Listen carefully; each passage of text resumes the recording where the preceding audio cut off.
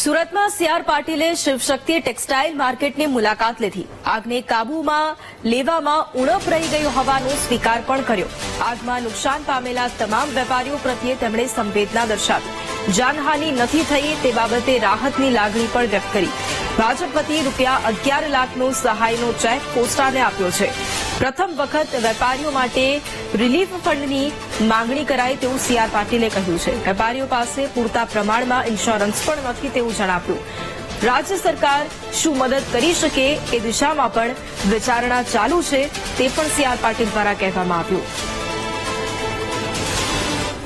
હું એવું માનું છું કે પહેલીવાર નુકસાન થયેલા વેપારીઓ માટે એક રિલીફ ફંડ પણ ઉભું કરવાની જરૂરિયાત આ નુકસાનની ભયંકરતા જોતા વેપારીએ પોતે કરી છે. પરંતુ રિલીફ ફંડને કારણે એમનું નુકસાન ભરપાઈ થવાનું નથી.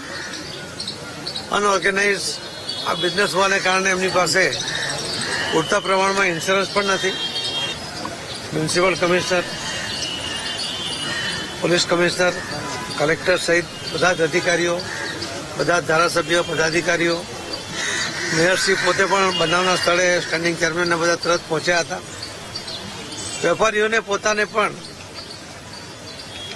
સરકાર તરફથી કરવામાં આવેલા પ્રયત્નોને કારણે એક સંતોષ પણ છે.